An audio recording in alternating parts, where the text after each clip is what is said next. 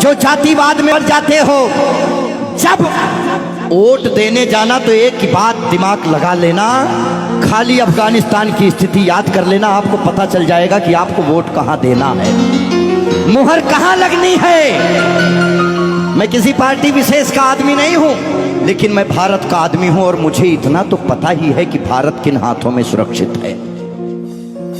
इसीलिए ध्यान से ये जो जातिवाद में हम लोग बट रहे हैं उस पे है कि मन की हल्दी घाटी में राणा के भाले डोले थे, यूं लगता है वीर शिवाजी चीख चीख कर बोले थे।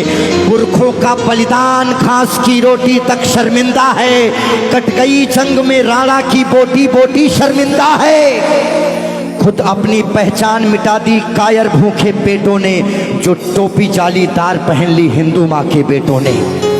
और सर पर लानत, तालियां नहीं, सुनिए पूरी बात, कि मन की हल्दी घाटी में राणा के भाले डोले थे, यूं लगता है वीर शिवाजी चीख चीख कर बोले थे। पुरखों का बलिदान घास की रोटी भी शर्मिंदा है, कट गई जंग में राणा की बोटी बोटी शर्मिंदा है। खुद अपनी पहचान मिटा दी कायर भूखे पेटों ने, जो टोपी जालीदार पहन ली हिंदू माँ के बेटों ने। सर पर लानत वाली छत से फिर खुला ठिकाना अच्छा था, टोपी गोल पहनने से तो मर जाना ही अच्छा था। मथुरा अवधपुरी घायल है, काशी घिर गई कराहों से, यदकुल गठबंधन कर बैठा कातिल नादिर शाहों से। मुंह से आह तलक ना निकली धर्म ध्वजा के फटने से, कब तुमने आंसू छलकाए गौ माता के कटने पे। हिंदुस्तान के लोगों जागो, कब तुमने आंसू छलकाए गौ माता के कटने पे। जागे नहीं अगर आज हम, तो ये प्रश्न पीढ़ियां पूछेंगी। हमारे पास दो ही ऑप्शन है, या तो हम अपनी आने वाली पीढ़ियों के लिए चेतावनी बन जाएं या मिसाल बन जाएं। ना हम कश्मीरी पंडितों को भूलेंगे और ना राम भक्तों पे गोलियां चलाने वाले को भूलेंगे। ये वही भारत है, ध्यान रखिएगा। किसी बहकावे में नहीं आना है कि कब तुमने आंसू छलकाए गौ माता के कटने पे, और जागे नहीं अगर हम, तो ये प्रश्न पीढ़ियां पूछेंगी। गन पकड़े हिंदुओं के बेटे और बुरके से लदी बेटियां पूछेंगी, बोलेंगी हे आर्यपुत्र इतना उद्धार किया होता, खतना करवाने से अच्छा हमको मार दिया होता।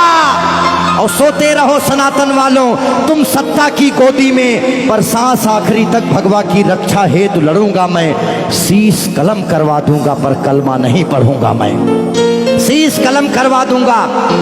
आने याद रखना, हमारे भारत में 29 राज्य हैं, जिसमें से खाली 22 राज्यों में हम लोग बहुसंख्यक हैं, बाकी अल्पसंख्यक। इसीलिए मैं भजन भी गाता हूं, मैं जागरण भी करता हूं, क्योंकि मैं भारत, मेरा चैनल कभी भी बदल सकता है। अभी देशभक्ति चल रहा है, कभी कभी कपिल शर्मा लग जाएंगे, फिर कभी आस्था लग जाएगा।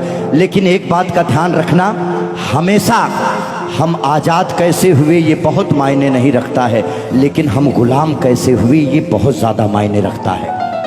आप जानने का प्रयास करना कि ऐसा क्या हुआ होगा भारत में जो पूरा अखंड भारत गुलामी की तरफ बढ़ गया।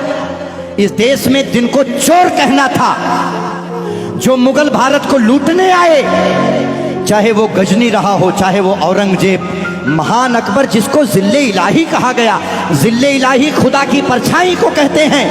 और जो भारत के लोग अकबर को महान बताते हैं, जिल्ले इलाही शहंशाह अकबर, जिल्ले इलाही खुदा की परछाई को कहता है। ये कौन सा जिल्ले इलाही है जो दिल्ली में महिलाओं की मंडियां लगाता है, महिलाओं की खरीदी फरोश करता है? इतनी काली परछाई कौन से जिल्ले इलाही की हो सकती है?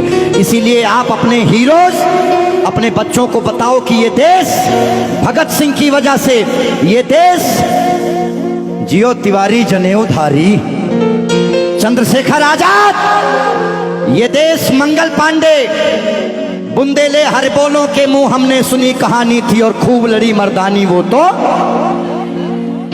हमारे यहाँ महिलाएं घूंघट करती हैं क्योंकि यहाँ लुटेरे आए भारत में, लूटे, डोलियां लूटे, महिलाओं के साथ दुराचार किए, जिसकी वजह से उन्हें पर्दे में रखा जाने लगा। भारत के लोगों, 2022 का चुनाव आपके सर पे है। मोहर लगाने से पहले सोच लेना कि भारत वाकई में किन हाथों में महफूज है। बाकी आगे आपकी मर्जी। बोलिए भारत माता की। आइए, रोक दो भाई, इतना काफी है।